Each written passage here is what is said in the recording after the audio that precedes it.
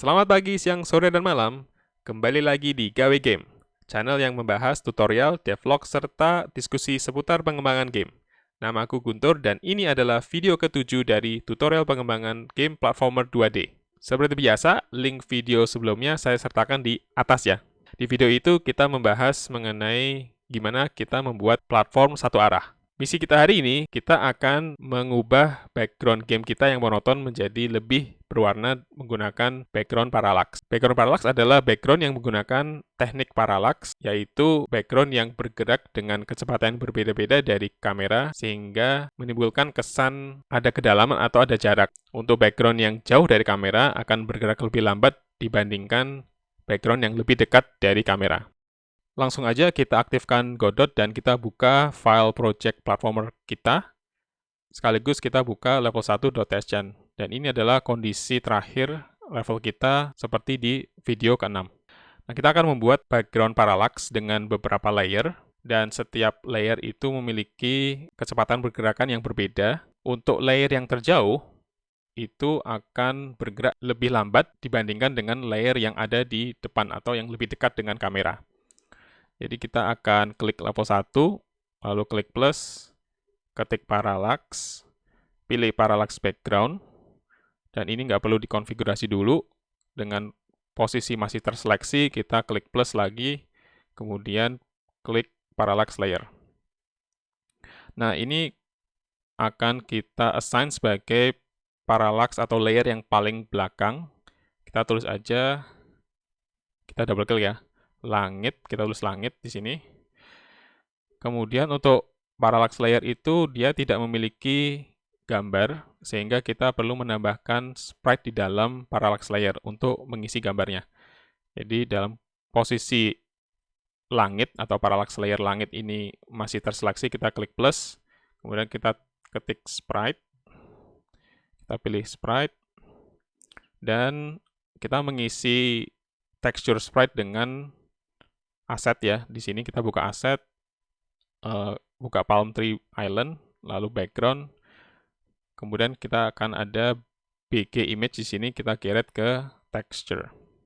Nah, perlu diketahui bahwa sprite itu secara default titik 0,0 ada di tengah, dan untuk parallax itu perlu diposisikan di pojok kiri atas, sehingga bagian offset centered kita matikan. Lalu ini kita bisa geret ke bawah, kira-kira seperti ini, dan kita bisa langsung coba ya. Oke, jadi sudah ada satu sprite di parallax layer, tapi seperti yang teman-teman bisa lihat di bagian atas dan di bagian bawahnya itu belum ada sprite-nya, jadi kita akan isi atas bawah.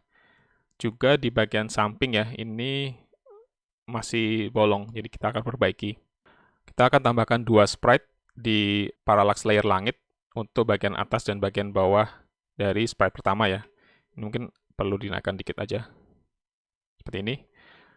Lalu kita klik langit, klik plus, sprite. Untuk sprite yang kedua, kita menggunakan additional sky. Jadi kita geret additional sky ke texture. Lalu offset kita matikan centered. Kemudian ini kita geret mengisi bagian yang kosong di atasnya sprite pertama. Oh ya, lebarnya juga disesuaikan ya, jadi ini perlu segini kira-kira. Selanjutnya kita akan membuat satu lagi sprite. Jadi kita klik langit, klik plus, lalu kita double klik sprite. Dan untuk texture kita akan menggunakan additional water, kita geret aja. Kemudian kita matikan centered, dan kita geret agak ke bawah seperti ini. Dan kita perbesar. Oke, nah ini kalau kita coba, bagian atas dan bawah sudah nggak bolong ya, tetapi di sebelah kanan masih ada yang kosong ini. Nah, kita bisa menggunakan mirroring. Jadi kalau kita ke langit dan ke motion itu ada mirroring di sini. Nah, ini gunanya adalah untuk menduplikasikan gambar yang ada di dalam layer tersebut sesuai dengan lebar atau tinggi yang kita tentukan. Sehingga kalau misalnya hero itu mendekati lebar tertentu, misalnya di sini ya, nanti Godot akan membuat duplikasinya di sebelah kanan. Pun juga kalau seandainya hero itu bergerak ke kiri, maka dia akan membuat gambar yang sama di sebelah kiri. Jadi kalau kita mau tulis misalnya di sini angkanya 400, nah sudah ada duplikasinya, tetapi ada sedikit gap di sini ya. Ini karena lebarnya untuk gambar ini tidak 400. Nah, kita kalau mau cek ukurannya, kita bisa klik ke sprite pertama ya, karena ini sebagai sprite acuan. Kita kemudian klik ke texture dan kita lihat di sini angkanya 384. Jadi kita pakai itu, kita ke langit lagi, kemudian kita tulis 384. Nah, ini kalau kita coba, latar belakangnya sebelah kanan sudah terisi, dan nanti kalau ke kanan atau ke kiri, itu bakal akan terisi terus karena ada efek mirroring tadi. Kita lanjutkan pembahasan mengenai era game platformer dari waktu ke waktu ya. Dan kali ini kita akan bahas era kedua, yaitu side-scrolling. Ini fitur di mana layar bisa bergerak ke kiri kanan atau atas bawah seakan ada kamera yang mengikuti objek game. Game platformer pertama yang mulai menggunakan side-scrolling adalah Jump Bug di tahun 1981. Di game ini, kita memainkan mobil VW Kodok, kalau di luar disebut VW Bug karena seperti kumbang, yang melompati gedung-gedung sebagai platform yang bergerak ke kanan.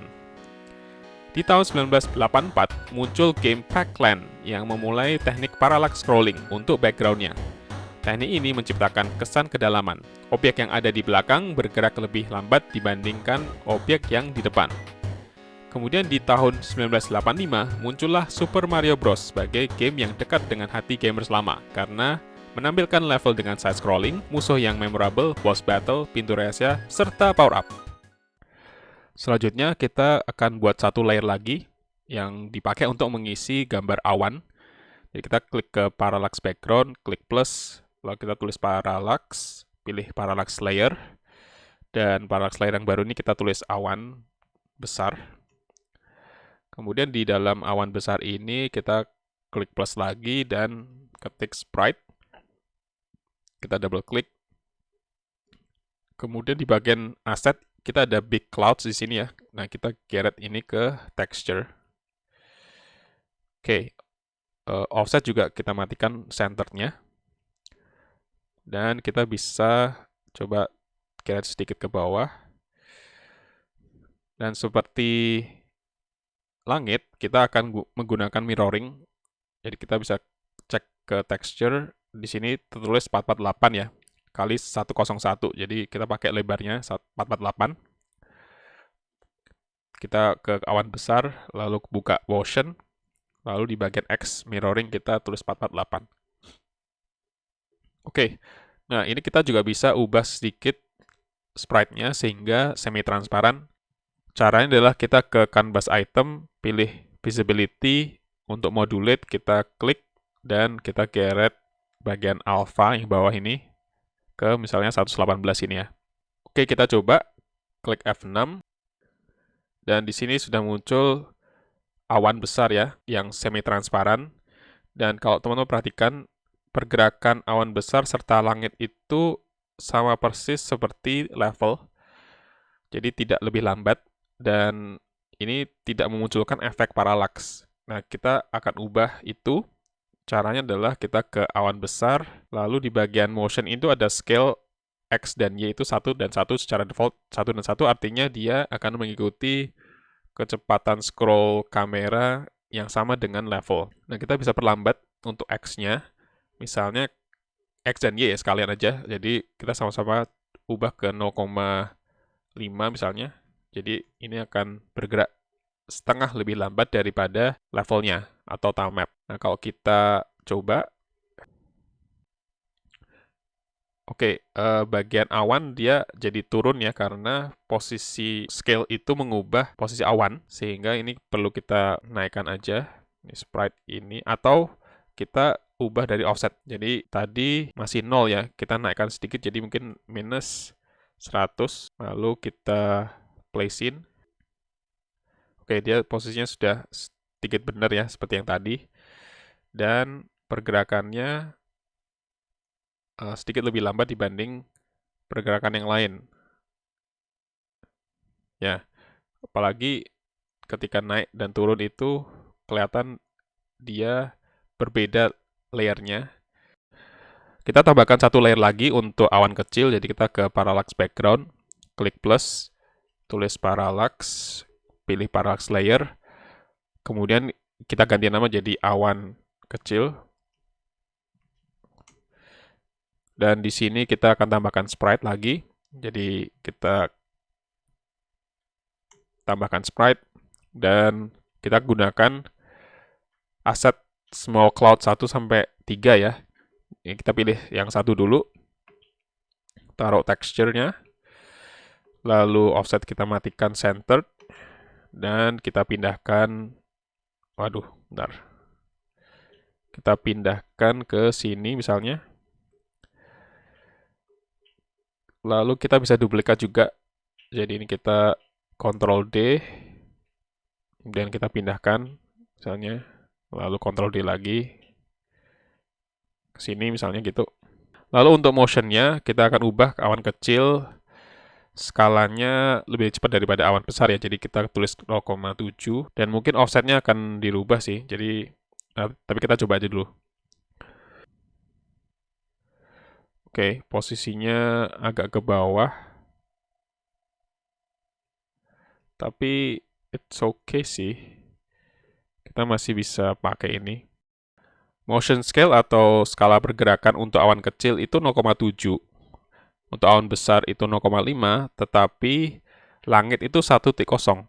Nah, ini secara logika sebenarnya agak kurang pas ya. Seharusnya langit itu ada di bagian yang paling jauh, sehingga dia 0, atau sama sekali tidak bergerak.